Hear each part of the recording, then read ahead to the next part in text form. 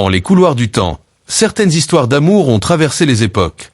Des passions interdites, des serments murmurés à la lueur des chandelles, des larmes versées, et des cœurs qui n'ont jamais cessé de battre. Bienvenue dans Les larmes et amour. Aujourd'hui, laissez-moi vous raconter une histoire. Une histoire où l'amour et le destin se rencontrent. Froissait le parchemin royal, tandis que les larmes menaçaient de couler sur ses joues pâles. Dans la chambre nuptiale aux tentures pourpres, elle attendait, le cœur battant, l'arrivée de celui qu'on appelait le roi de glace. Les servantes s'étaient retirées en silence, jetant des regards apitoyés à cette jeune femme sacrifiée sur l'autel des alliances politiques. Quand la porte s'ouvrit enfin, Victor d'Hauteville apparut, sa silhouette imposante découpée par la lumière des torches, son visage ciselé ne trahissant aucune émotion. Ce que Mathilde ne savait pas encore, c'est que cette nuit ouvrirait un chapitre de sa vie où chaque larme versée deviendrait une arme dans une bataille pour conquérir non pas un royaume, mais le cœur d'un homme que la douleur avait transformé en tyran. Le royaume de Saint-Ombrage n'avait pas connu la paix depuis des décennies. Niché entre montagnes escarpées et forêts profondes, ce territoire prospère attisait les convoitises de ses voisins. Les guerres frontalières avaient saigné à blanc ses campagnes, transformant les champs fertiles en cimetières silencieux. Le duc Renaud de Valmontoire, seigneur des terres orientales, s'était soulevé contre l'autorité royale 3 ans auparavant, estimant que le roi négligeait la défense de ses domaines. Cette rébellion avait coûté cher au royaume divisé. Après des batailles sanglantes, un accord de paix s'imposait. Le roi Victor d'Hauteville, souverain de Saint-Ombrage depuis 5 ans, avait fait preuve d'une stratégie implacable pour mater la rébellion.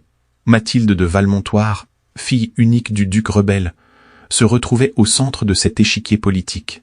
À 22 ans, Mathilde n'était plus une jeune fille naïve. Grande et élancée, ses cheveux aubures encadraient un visage aux traits délicats, mais déterminés. Ses yeux verts, héritage de sa mère défunte, reflétaient une intelligence vive que son père avait cultivée. Contrairement aux autres nobles de son rang, il avait permis à sa fille d'étudier l'histoire, les sciences et même l'art de la guerre. Une femme ignorante et 2 fois vulnérable, répétait-il souvent. Lorsque l'émissaire royal était arrivé au château de Valmontoire avec les termes de la paix, Mathilde avait compris avant même que son père ne lui annonce. Elle serait le sceau vivant de cette alliance. Un mariage arrangé avec le roi lui-même. C'est un honneur que je ne mérite pas, avait-elle dit à son père, la voix maîtrisée malgré la tempête intérieure. Le duc Renaud avait posé sur elle un regard où se mêlaient fierté et regret. C'est le prix de nos erreurs, ma fille, et je crains que ce ne soit toi qui doive le payer. Les rumeurs sur le roi, Victor d'Hauteville, avaient traversé tout le royaume. Couronné à 28 ans, après la mort mystérieuse de son père, il s'était révélé un stratège brillant mais impitoyable. On le surnommait le roi de glace pour son impassibilité face à la souffrance de ses ennemis. Certains prétendaient qu'il avait fait exécuter son propre cousin pour trahison. D'autres qu'il passait ses nuits à étudier des textes anciens sur les poisons. Un homme qui n'avait jamais souri, disait-on, depuis son accession au trône. Il n'a que 33 ans et semble en avoir 50, avait confié dame Béatrice, sa gouvernante, en préparant sa malle. Son règne n'a connu que guerre et trahison. Prenez garde à votre cœur, mademoiselle. Le cortège qui l'emmena vers la capitale traversa des villages aux visages fermés. Les paysans s'inclinaient sur son passage, mais Mathilde percevait leur méfiance. Elle était la fille du rebelle, désormais promise à leur souverain. Représentait-elle l'espoir d'une paix durable ou le symbole d'une soumission forcée? Le palais de Château-Nuage apparut enfin, majestueux et intimidant, perché sur son promontoire rocheux qui dominait la ville. Ses tours élancées semblaient toucher les nuages, justifiant son nom. Mathilde sentit son courage vaciller devant cette forteresse de pierre grise. L'accueil fut protocolaire et glacial. Aucun sourire n'illuminait les visages de la cour. On la conduisit à ses appartements sans cérémonie, l'informant que la cérémonie aurait lieu le lendemain à midi. « Sa Majesté est occupée par les affaires du royaume », expliqua sèchement le chambellan. « Elle vous rencontrera à l'hôtel. » Cette nuit-là, Mathilde ne dormit pas. Debout, près de la fenêtre de sa chambre, elle observait les lumières de la ville en contrebas. Demain, elle deviendrait reine d'un royaume qui la considérait comme une étrangère, épouse d'un homme qu'on disait sans cœur. La cérémonie fut à l'image de son arrivée, froide et expéditive. Dans la grande cathédrale aux vitraux sombres, Mathilde découvrit enfin le visage de son futur époux. Grand et élancé, le roi Victor avait des traits d'une beauté sévère. Ses cheveux noirs contrastaient avec sa peau pâle, et ses yeux gris semblaient analyser chaque détail avec une précision inquiétante. Pas une fois durant l'échange des vœux, il ne croisa son regard. « Je vous prends pour épouse », déclara-t-il d'une voix claire et dépourvue d'émotion, comme s'il signait un traité commercial. Le banquet qui suivit fut tout aussi formel. Assise à côté de cet étranger, qui était désormais son mari, Mathilde tenta plusieurs fois d'engager la conversation. Ses questions polies se heurtèrent à des réponses laconiques. Autour d'eux, la cour observait ce couple mal assorti, certains avec pitié, d'autres avec une curiosité malsaine. « Vous êtes désormais la reine de Saint-Ombrage », lui dit finalement Victor, alors que les festivités touchaient à leur fin. « J'espère que vous honorerez ce titre mieux que votre père n'a honoré son serment d'allégeance. » Ces paroles, prononcées sans animosité particulière, glacèrent Mathilde plus sûrement qu'une insulte directe. Dans quelques heures, elle partagerait la couche de cet homme qui la considérait comme le simple gage d'une paix fragile. Dans la chambre royale, les préparatifs allaient bon train. 4 servantes s'affairaient autour de Mathilde, défaisant sa coiffure élaborée pour laisser ses cheveux auburnes cascader sur ses épaules. On lui présenta une chemise de nuit en soie blanche, finement brodée de fils d'argent, un vêtement digne d'une reine, mais qui lui parut soudain semblable à un linceul. « Sa Majesté apprécie-t-elle les parfums ?» demanda-t-elle à la plus âgée des servantes qui versait des huiles parfumées dans l'eau du bassin. La femme échangea un regard furtif avec ses compagnes avant de répondre. « Sa Majesté n'exprime guère ses préférences en ces matières, madame. » Cette réponse évasive en disait long. Mathilde comprit que ces femmes craignaient leur souverain plus qu'elles ne le servaient. Lorsqu'elles eurent terminé leur tâche, elles se retirèrent en silence, la dernière éteignant plusieurs bougies pour ne laisser que la lueur tamisée de quelques chandelles. Seule dans cette chambre aux dimensions imposantes, Mathilde examina son nouveau domaine. Le lit à baldaquin trônait au centre, massif et solennel comme un autel. Les tentures pourpres et or portaient les armoiries royales, un aigle aux ailes déployées, surplombant une montagne. Tout respirait la puissance, rien ne parlait de confort ou d'intimité. Le thème s'étirait, interminable. Assise sur le bord du lit, elle s'efforçait de maîtriser sa respiration, se remémorant les conseils de sa gouvernante sur les devoirs conjugaux. Soyez docile et patiente. Les hommes apprécient la douceur, même ceux qui n'en font pas montre eux-mêmes. Lorsque la porte s'ouvrit enfin, Mathilde se leva d'un bond, le cœur battant. Le roi Victor entra, vêtu d'une simple chemise et d'un pantalon sombre. Il s'était débarrassé de ses atours royaux, mais sa posture restait celle d'un monarque, droite, distante, autoritaire. « Votre Majesté !» murmura-t-elle en esquissant une révérence. Il la considéra un long moment, son regard gris parcourant sa silhouette sans qu'aucune émotion ne transparaisse sur son visage. Puis, contre toute attente, il se dirigea vers une petite table où reposait une carafe de vin. Il se servit un verre qu'il but d'un trait avant de se tourner à nouveau vers elle. « Nous voilà mariés », dit-il simplement. « Oui, sire », répondit-elle, attendant la suite, préparant son corps et son esprit à ce qui allait suivre. Ce qui suivit la prit totalement au dépourvu. « Je n'ai pas l'intention de consommer cette union ce soir, ni les nuits à venir, » déclara-t-il d'une voix neutre, comme s'il commentait la météo. « Ce mariage est politique. Votre présence à la cour suffira à sceller notre alliance. » Mathilde resta pétrifiée, incapable de déterminer si elle ressentait du soulagement ou de l'humiliation. « Maïs, la succession ?» parvint-elle à articuler, consciente que tout mariage royal avait pour objectif premier d'assurer la lignée. Un sourire sans joie étira brièvement les lèvres du roi. « La succession n'est pas votre préoccupation immédiate. Votre rôle se limitera aux apparences. Nous partagerons cette chambre pour éviter les rumeurs, mais rien de plus. » Il se dirigea vers une porte latérale qu'elle n'avait pas remarquée. « Cette porte mène à un petit cabinet où je dormirai. Vous disposez du lit principal. Avant de disparaître, il ajouta « Une dernière chose, madame. N'essayez pas de jouer à l'espionne pour votre père. Mes murs ont des oreilles, et ma patience des limites. » La porte se referma, laissant Mathilde seule avec cette accusation injuste. Les larmes qu'elle avait retenues toute la journée coulèrent enfin, silencieuses, mais abondantes. Ce n'était pas la peur d'un époux brutal qui l'avait angoissée, mais celle d'un homme froid et calculateur. La réalité s'avérait pire encore. Elle n'était rien pour lui, pas même digne d'être véritablement son épouse. Allongée sur ce lit trop grand, elle pleura longtemps, non par désir frustré, mais parce qu'elle comprenait la vérité de sa situation. Elle n'était qu'un pion sur l'échiquier politique de Saint-Ombrage, une signature vivante au bas d'un traité de paix. Son père l'avait sacrifiée pour rien, pas même pour donner un héritier au royaume. Cette nuit-là, dans l'obscurité de la chambre royale, Mathilde se fit une promesse. Elle ne serait pas qu'un symbole vide. Si Victor d'Hauteville la rejetait comme épouse, elle trouverait une autre façon de donner un sens à sa présence. Une reine, même non désirée, disposait d'un pouvoir que peu pouvaient ignorer. « Je ne serai pas qu'une ombre dans votre palais », murmura-t-elle dans le noir, comme un serment. « Un jour, sire, vous me verrez vraiment. » Les jours suivant son mariage, Mathilde découvrit la réalité de Château-Nuage.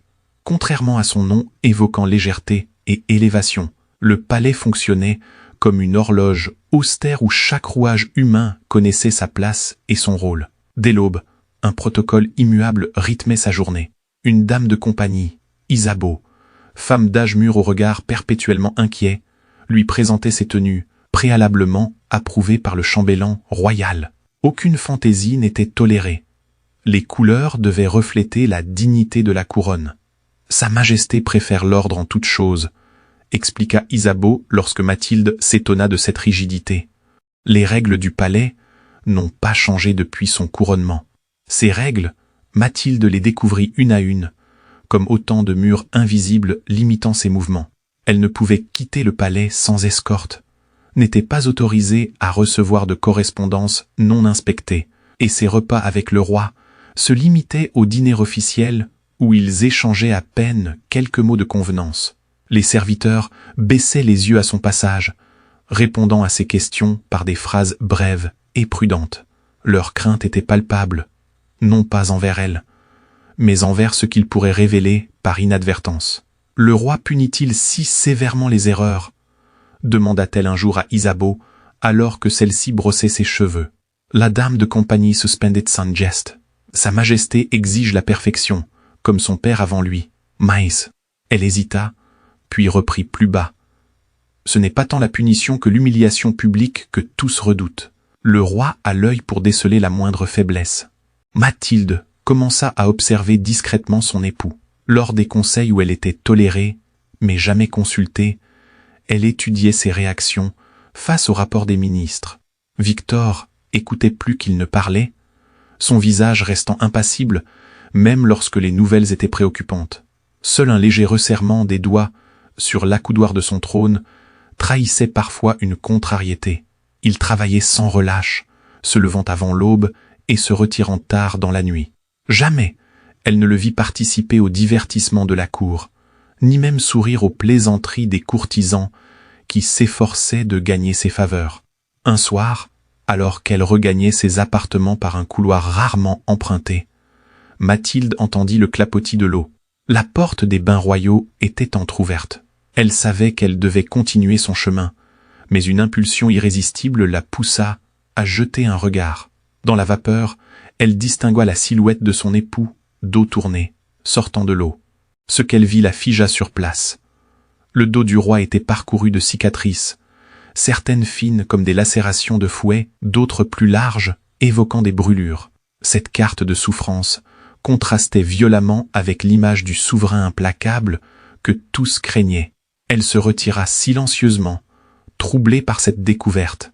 Ces marques racontaient une histoire que personne ne semblait connaître, ou que tous feignaient d'ignorer. « Qui vous a fait cela ?» murmura-t-elle pour elle-même, en regagnant sa chambre. Cette nuit-là, lorsque le roi rejoignit son cabinet, attenant sans lui adresser plus que son habituel signe de tête, Mathilde le regarda différemment. Derrière la façade glaciale se cachait un homme marqué, littéralement, par un passé douloureux. Ses cicatrices expliquaient-elles sa froideur, son besoin de contrôle absolu? Pour la première fois depuis son arrivée, elle ne se sentit plus seulement prisonnière d'une alliance politique, mais intriguée par l'énigme qu'était Victor d'Hauteville. Le palais des ombres gardait ses secrets, mais elle commençait à en percevoir les contours. 3 semaines après son arrivée, Mathilde fut autorisée à assister au Grand Conseil. Assise légèrement en retrait du trône, elle observait les ministres débattre de la reconstruction des villages frontaliers. Dévastés par les récentes guerres, le chancelier Mornay, homme âgé aux yeux calculateurs, présentait un plan qui favorisait clairement les régions ouest du royaume. Les provinces de l'Est attendront le printemps prochain, conclut-il. Leurs terres sont moins fertiles et moins cruciales pour nos réserves. Mathilde sentit une colère sourde monter en elle. Ces provinces de l'Est étaient celles de son père, celles où elle avait grandi, où des familles entières souffraient maintenant de la famine après avoir vu leurs champs brûler. Si je puis me permettre, intervint-elle, brisant le protocole qui voulait qu'elle reste silencieuse. Un silence stupéfait s'abattit sur l'assemblée. Le roi tourna lentement la tête vers elle, ses yeux gris indéchiffrables. Les terres de l'Est nourrissent un tiers de la population du royaume, continua-t-elle d'une voix claire. J'ai parcouru ces régions il y a moins d'1 mois. Sans aide immédiate, ces gens n'auront pas de récolte l'an prochain, ce qui signifie que Saint-Ombrage devra importer du grain à prix d'or. Elle sortit de sa manche un petit rouleau de parchemin. J'ai préparé une estimation des coûts comparatifs. Reconstruire maintenant coûtera moins que d'attendre et de devoir ensuite acheter des vivres à nos voisins. Le chancelier pâlit de rage devant cette intrusion. Votre Majesté, avec tout le respect dû à la reine, les affaires d'État ne sont pas. Montrez-moi ces chiffres, coupa Victor, tendant la main vers Mathilde. Elle lui remit le document, consciente que tous les regards oscillaient entre eux, incrédule. Le roi parcourut rapidement ses calculs, son visage ne trahissant aucune émotion. Ces estimations sont-elles vérifiables? Demanda-t-il. Les registres des récoltes des 5 dernières années se trouvent dans vos archives, sire. J'ai passé quelques soirées à les consulter. Un murmure parcourut l'assemblée. La reine avait accédé aux archives sans autorisation expresse. Le conseil est ajourné, déclara soudain Victor. Nous reprendrons cette discussion demain. Chancelier, revoyez votre proposition à la lumière de ces informations. Lorsque la salle se vida, Mathilde s'apprêta à suivre le mouvement, mais la voix du roi l'arrêta. « Pas vous, madame, suivez-moi. » Il la conduisit jusqu'à ses appartements privés, une suite austère dominée par un immense bureau couvert de documents. Dès que la porte se referma, il se tourna vers elle, le visage durci par une colère contenue. « De quel droit intervenez-vous dans les affaires du royaume ?» Mathilde soutint sans regard. « Du droit que me confère mon titre de reine. Un titre que vous m'avez imposé, je vous le rappelle. Un titre honorifique qui ne vous donne aucune autorité réelle. Alors pourquoi m'avoir épousé? Un traité sur parchemin aurait suffi si vous vouliez simplement l'apparence d'une alliance. » Victor s'approcha d'elle, menaçant. « J'ai épousé la fille d'un rebelle pour montrer ma clémence et ma force simultanément, pas pour qu'elle remette en question mes décisions devant ma cour. »« Vos décisions ?» répliqua Mathilde, refusant de reculer. « Ou celles de votre chancelier, qui semble déterminé à punir les terres de mon père, même après la signature de la paix. » Cette observation sembla déstabiliser légèrement le roi. « Si vous cherchiez une épouse sans voix, vous avez choisi la mauvaise femme, » poursuivit-elle. « Je ne serai pas un simple ornement dans votre palais. Ces gens qui souffrent sont aussi vos sujets maintenant, et mon devoir est de plaider leur cause, puisque personne d'autre ne le fait. » Pour la première fois, Victor la regarda vraiment, non pas comme un symbole politique, mais comme une personne. Ses yeux gris scrutèrent intensément les siens, cherchant peut-être à percer le mystère de cette femme qui osait lui tenir tête. « Vous jouez un jeu dangereux, Mathilde de Valmontoire, » dit-il finalement, utilisant son nom de naissance comme pour lui rappeler sa position précaire. « Ce n'est pas un jeu pour moi, sire. C'est ma vie désormais, et je refuse de la passer dans l'ombre et le silence. » Un long moment passa où ni l'un ni l'autre ne détourna le regard.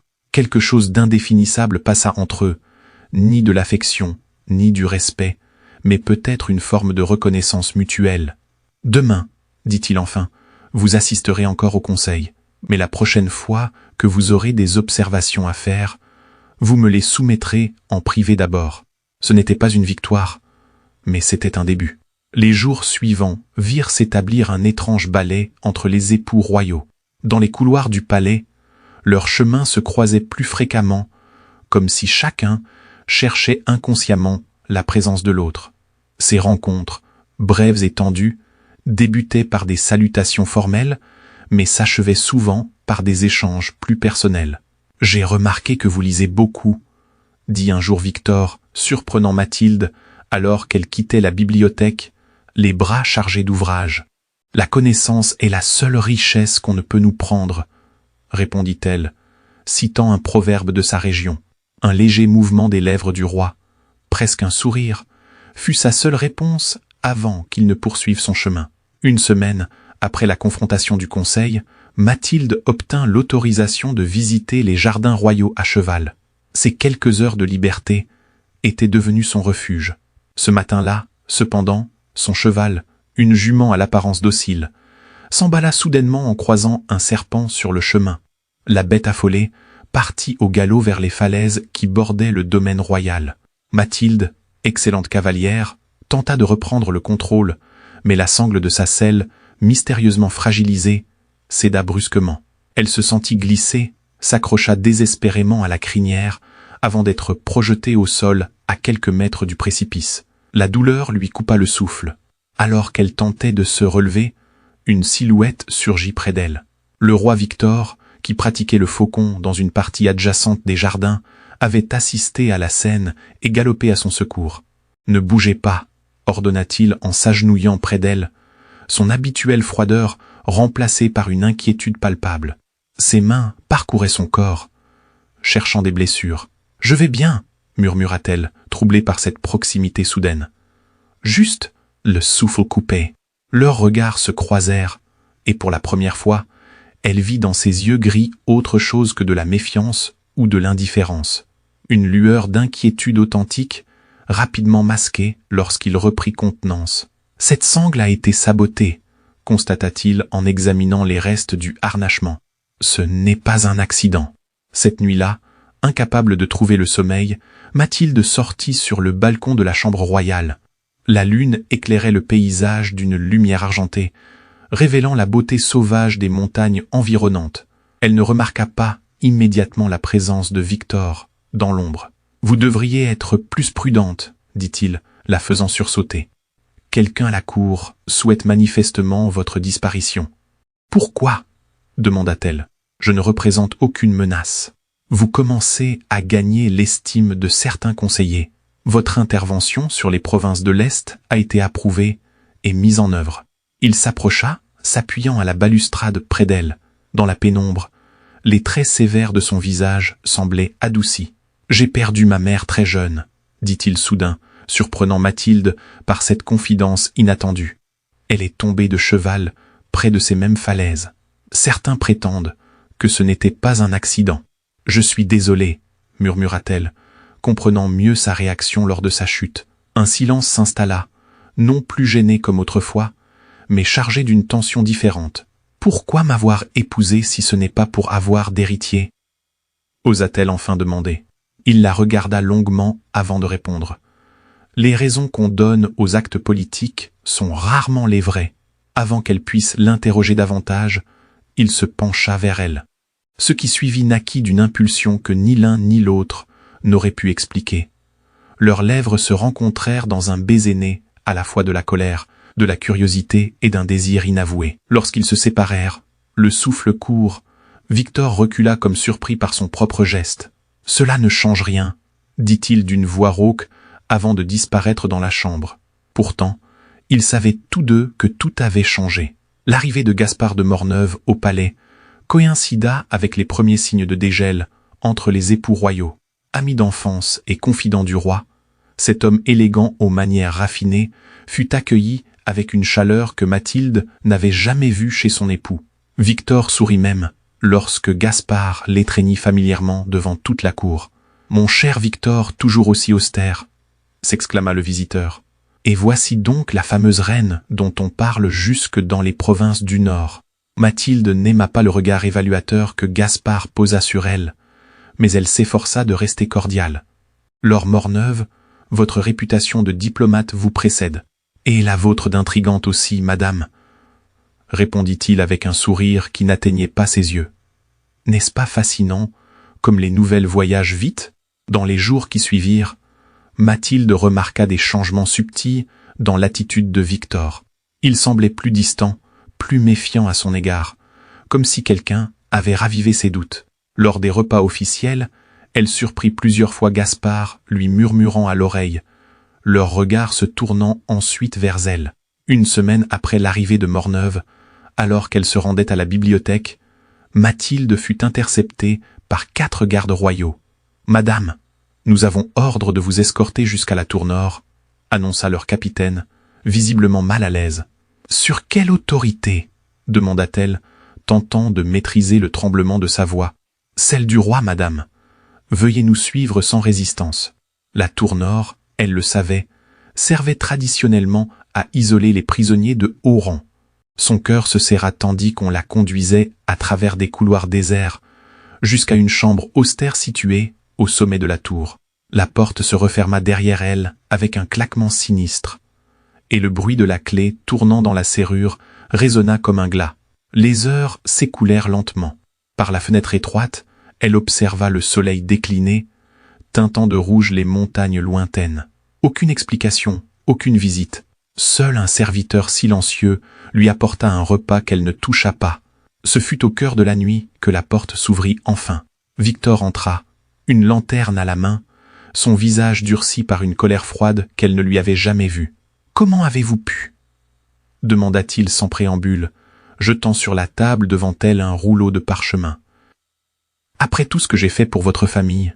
Mathilde déroula le document, découvrant avec horreur une lettre apparemment écrite de sa main, adressée à un seigneur des terres voisines, proposant une alliance contre le roi en échange de son soutien pour placer son père sur le trône. « Ce n'est pas moi, » protesta-t-elle. « Je n'ai jamais écrit cela.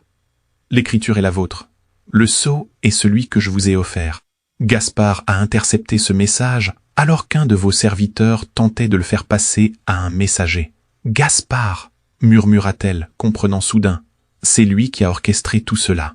Victor, vous devez me croire. Pourquoi comploterais-je maintenant, alors que mon père a fait la paix? Cela n'a aucun sens. Ce qui n'a aucun sens, c'est que j'ai commencé à vous faire confiance, » répliqua-t-il, sa voix trahissant une blessure plus profonde que la simple colère. « J'ai cru que vous étiez différente. Je le suis. Cette lettre est un faux. Faites venir mon père, il vous dira lui-même qu'il n'a jamais eu de telles ambitions. » Victor secoua la tête, un rire amer s'échappant de ses lèvres. « Votre père a quitté le royaume il y a 3 jours. Une coïncidence, sans doute. » Cette révélation la frappa comme un coup physique. Son père partit sans prévenir. Impossible. Quelqu'un essaie de nous monter l'un contre l'autre, plaida-t-elle. Réfléchissez, Victor. Qui bénéficie de cette situation? Qui a toujours eu votre oreille et votre confiance? Un doute fugace traversa le regard du roi, rapidement remplacé par une détermination glaciale. Vous resterez ici jusqu'à ce que le conseil décide de votre sort. La trahison se paie cher à Saint-Ombrage, même pour une reine. Il tourna les talons, mais avant de franchir la porte, Mathilde lança « Si vous me condamnez sans preuve, vous ne vaudrez pas mieux que le tyran que tout le monde craint que vous soyez. » Ces paroles le figèrent un instant.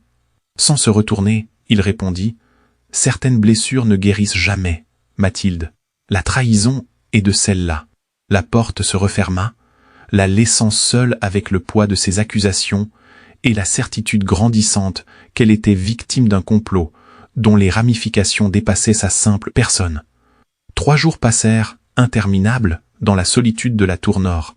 Mathilde alternait entre rage impuissante et calcul stratégique. Si Gaspard est derrière cette machination, quelles étaient ses motivations? Pourquoi maintenant? Le 4e jour, alors que l'aube teintait à peine l'horizon, Un tumulte inhabituel s'éleva dans la cour du château. Des cris, le cliquetis des armes, les ordres lancés à la volée. Collée à sa fenêtre étroite, Mathilde tenta d'apercevoir ce qui provoquait cette agitation. Des cavaliers entraient dans la cour, leurs montures écumantes témoignant d'une chevauchée forcée. Au centre du groupe, soutenu par 2 hommes, elle reconnut son père, le duc de Valmontoire, visiblement blessé. Son cœur bondit. Son père n'avait donc pas fui. Mais que s'était-il passé? 1 heure plus tard, sa porte s'ouvrit brusquement. Ce n'était pas un garde, mais Isabeau, sa dame de compagnie, essoufflée et les yeux écarquillés. « Madame, vite! Le roi vous demande dans la grande salle. Votre père. Il a été attaqué par des hommes portant les couleurs royales. Mais ce n'étaient pas des soldats du roi. » Tandis qu'Isabeau l'aidait à se changer rapidement, elle lui résuma les événements. Le duc avait été convoqué à une prétendue réunion secrète avec le roi dans un pavillon de chasse isolé. À son arrivée, des hommes l'avaient attaqué, tentant de le tuer. Grâce à son escorte, il avait survécu et était revenu directement au palais pour confronter Victor. « Et le roi ?» demanda Mathilde. « Parti depuis l'aube avec une petite troupe. Personne ne savait où. Jusqu'à ce qu'il revienne, il y a 1 heure, couvert de sang. Dans la grande salle, une scène chaotique l'attendait. Son père, le bras en écharpe, se tenait devant le trône. Victor, une entaille fraîche barrant sa joue, se tenait à ses côtés.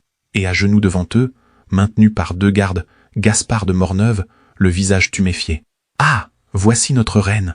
déclara Victor d'une voix qui résonnait dans la salle soudain silencieuse. « Vénès, Mathilde, il est temps que vous entendiez la confession de celui qui a tenté de détruire notre alliance. » Elle s'avança, croisant brièvement le regard de son père, qui lui adressa un hochement de tête rassurant. « Laure Morneuve a orchestré un complot visant à éliminer votre père et à vous faire accuser de trahison, » expliqua Victor. « Il a falsifié des documents, corrompu des serviteurs, et même tenté de vous tuer lors de votre promenade à cheval. » Gaspard releva un visage déformé par la haine. « Tu as toujours été aveugle, Victor. Cette alliance avec Valmontoire affaiblit le royaume. Ton père n'aurait jamais accepté de pardonner à un rebelle. Mon père est mort, Gaspard. Et je commence à comprendre que beaucoup de ces politiques, et des miennes, étaient influencés par tes conseils empoisonnés. » Le roi se tourna vers l'assemblée composée de conseillers et de nobles. Laure Morneuve sera jugée pour trahison et tentative de meurtre sur la personne du duc de Valmontoire et de la reine. Tandis que les gardes emmenaient le traître, Victor s'approcha de Mathilde. « Je vous dois des excuses, madame. J'ai douté de vous alors que j'aurais dû douter de celui qui prétendait être mon ami. La confiance est difficile quand on a été trahi tant de fois, » répondit-elle doucement.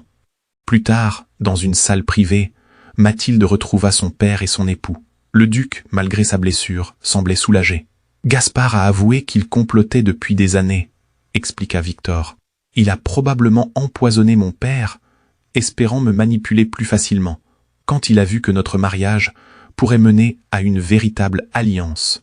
Il a tenté de nous détruire, » compléta Mathilde. « Un silence peasant s'installa. » Le duc de Valmontoire, sentant que les époux avaient besoin de parler en privé, prétexta sa fatigue pour se retirer. Restés seuls, Victor et Mathilde se regardèrent longuement, les barrières entre eux plus fragiles que jamais. « J'étais prête à vous condamner sans preuve, » admit-il finalement. « La méfiance est devenue ma seconde nature. Les cicatrices que vous portez ne sont pas toutes visibles, » murmura-t-elle, osant effleurer sa joue blessée. Il saisit sa main, la retenant contre son visage. « Il y a quelque chose que vous devez savoir, Mathilde. La vraie raison pour laquelle notre mariage n'a jamais été consommé. » Elle attendit, le cœur battant. « Quand j'étais enfant, mon père m'a envoyé comme otage chez un seigneur allié pour garantir un traité. Sethom. » Sa voix se brisa. « Les cicatrices sur mon dos sont son œuvre. Depuis, l'intimité physique est devenue difficile pour moi. » Mathilde sentit les larmes lui monter aux yeux. « Et moi qui croyais que vous me rejetiez. »« Non, » dit-il avec ferveur, « c'était me protéger moi-même, mais en vous voyant risquer votre vie aujourd'hui, j'ai compris que ma plus grande peur n'était pas de vous faire confiance, mais de vous perdre. »« Victor, » murmura-t-elle, « j'ai aussi une confession à vous faire. » Elle prit une profonde inspiration. « Suite à un accident dans mon enfance, Les médecins pensent que je ne pourrai jamais porter d'enfant. Si vous m'avez épousé pour un héritier. Il la tira contre lui, interrompant ses paroles. Les héritiers peuvent venir de bien des façons, mais un cœur qui comprend le vôtre est irremplaçable. Cette nuit-là, pour la première fois, ils partagèrent véritablement leur chambre, non pas comme roi et reine, mais comme deux êtres blessés, commençant lentement à guérir ensemble. La tentative de coup d'état de Gaspard avait ébranlé la cour, révélant des loyautés insoupçonnées et des trahisons douloureuses. Pendant les semaines qui suivirent, Victor et Mathilde travaillèrent ensemble à reconstruire la confiance au sein du Conseil royal. Leur complicité grandissante ne passait pas inaperçue. Pour la première fois, on voyait le roi sourire occasionnellement, écouter attentivement lorsque sa reine parlait. Un matin d'automne, alors que les feuilles dorées tourbillonnaient dans les jardins du palais, une visiteuse inattendue demanda audience. Émilie de Brévannes, duchesse veuve d'une province occidentale, fut introduite dans la salle du trône où le couple royal recevait ce jour-là. « Votre Majesté, dit-elle en s'inclinant devant Victor, je viens à vous portant un secret que je ne peux plus garder. » Mathilde observa cette femme élégante d'une quarantaine d'années, remarquant la nervosité qui transparaissait sous son apparence composée. « Parlez librement, duchesse, répondit Victor. Quelle affaire vous amène après tant d'années d'absence de la cour? Émilie jeta un regard hésitant vers Mathilde avant de poursuivre. C'est une question personnelle, sire. Peut-être préféreriez-vous? La reine a toute ma confiance, coupa Victor. Ce que vous avez à dire peut être entendu par elle. La duchesse prit une profonde inspiration. Il y a 18 ans, avant votre mariage avec le duc de Brévannes, nous avons partagé une brève idylle. Mathilde sentit Victor se raidir imperceptiblement à ses côtés. « Je m'en souviens, » dit-il simplement. « Ce que vous ignorez, c'est que cette union a porté fruit. » La voix d'Émilie trembla légèrement. Un fils est né 9 mois plus tard. Mon mari, croyant l'enfant de lui, l'a reconnu et élevé comme son héritier. Un silence stupéfait s'abattit sur la salle. Victor s'était levé, le visage pâle. « Un fils » murmura-t-il. « Vous prétendez que j'ai un fils dont j'ignorais l'existence depuis 18 ans. Olivier, confirma Émilie. Il vous ressemble tellement que maintenant qu'il est devenu un homme, je crains que d'autres ne remarquent cette ressemblance. Avec les récents événements et les questions de succession qui agitent la cour. Où est-il? Demanda Victor, sa voix trahissant une émotion que Mathilde ne lui avait jamais connue. À l'auberge du Lion d'Or, aux portes de la ville. Il ignore pourquoi nous sommes venus. Cette révélation bouleversa l'équilibre fragile que les époux royaux avaient établi. Le soir même, dans l'intimité de leurs appartements, Mathilde observait Victor qui fixait le feu, perdu dans ses pensées. « Allez-vous le reconnaître ?» demanda-t-elle doucement. Il se tourna vers elle, son regard reflétant un tourment intérieur. « Je ne sais pas. Un fils, un héritier légitime, si je le reconnais officiellement. Un héritier que le royaume attendait ?» compléta-t-elle, tentant de masquer la douleur que cette pensée lui causait. Victor s'approcha d'elle, prenant ses mains dans les siennes. « Mathilde, je ne veux pas que cela change ce qui existe entre nous. Mais cela changera tout ?» répondit-elle avec lucidité. « Le Conseil royal vous pressera d'annuler notre mariage pour épouser une femme fertile, avec un héritier mâle déjà existant et la possibilité d'en avoir d'autres. » Il l'attira contre lui, l'interrompant. « Je ne renoncerai pas à vous. Pas maintenant que j'ai appris à vous connaître, à vous aimer. » C'était la première fois qu'il prononçait ces mots, et ils résonnèrent douloureusement dans ce contexte incertain. Le lendemain, Olivier de Brévannes fut discrètement introduit au palais. Mathilde, observant de loin cette première rencontre, fut frappée par la ressemblance évidente entre le jeune homme et son époux. Même port altier, même très anguleux, même regard pénétrant. Les jours suivants furent tendus. Comme Mathilde l'avait prédit, le conseil, informé de l'existence de cet héritier potentiel, commença à manœuvrer. Le chancelier Mornay, qui avait remplacé le traître Gaspard, évoqua ouvertement la question de la succession. « Un roi sans héritier fragilise le royaume », déclara-t-il lors d'une session privée. « La reine, malgré ses qualités, ne peut offrir ce dont Saint-Ombrage a besoin. Peut-être serait-il sage de considérer. »« Considérer quoi » Exactement, interrompit Victor d'une voix dangereusement calme. Le chancelier hésita avant de poursuivre. Une annulation, sire. L'Église pourrait l'accorder sur la base de la stérilité de la reine. Mathilde, présente à cette réunion, sentit son cœur se serrer. Elle avait anticipé ce moment, mais l'entendre formuler aussi crûment était néanmoins douloureux. Ce soir-là, incapable de trouver le sommeil, elle se demanda si le bonheur qu'elle avait commencé à construire n'avait été qu'une illusion destinée à s'effondrer face aux impératifs dynastiques. La grande salle du trône n'avait jamais paru aussi imposante à Mathilde qu'en ce jour décisif. Parée des insignes royaux, elle se tenait légèrement en retrait du trône, consciente des regards qui se posaient sur elle, certains compatissants, d'autres calculateurs. La cour au complet était réunie pour cette cérémonie exceptionnelle dont la nature exacte restait mystérieuse pour beaucoup. Victor avait gardé ses intentions secrètes, même envers elle. Depuis 2 semaines, il s'enfermait longuement avec divers conseillers, théologiens et juristes. Olivier, installé dans une aile du palais, participait parfois à ces réunions, mais le jeune homme demeurait aussi énigmatique que son père biologique. Les trompettes retentirent, annonçant l'arrivée du roi. Victor entra, majestueux dans son manteau d'apparat, suivi d'Olivier qui portait, pour la première fois, les couleurs de la maison royale. Un murmure parcourut l'assemblée. La ressemblance entre les 2 hommes, mise en valeur par des tenues similaires, était saisissante. Le roi monta les marches du trône, mais resta debout, dominant l'assemblée de sa stature imposante. « Noble de Saint-Ombrage », commença-t-il d'une voix forte qui résonna sous les voûtes, « je vous ai réunis aujourd'hui pour une annonce qui engagera l'avenir de notre royaume. » Mathilde sentit sans quoi c'est Sarah. Était-ce le moment où il annoncerait leur séparation? Récemment, poursuivit Victor, j'ai découvert l'existence d'Olivier de Brévannes, mon fils né avant mon accession au trône. Il fit un geste vers le jeune homme qui s'inclina respectueusement.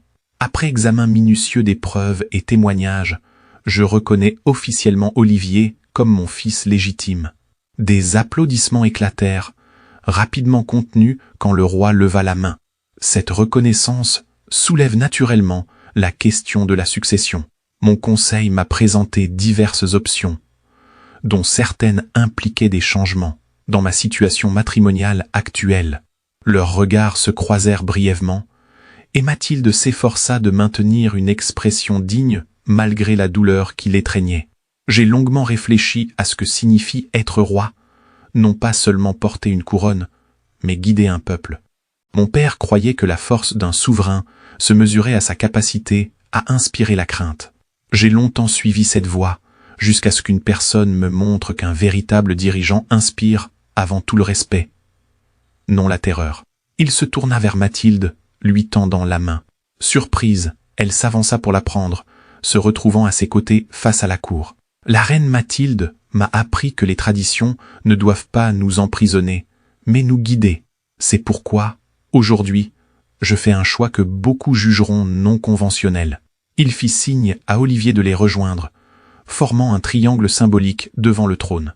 Je reconnais Olivier d'Hauteville comme mon héritier légitime et futur roi de Saint-Ombrage.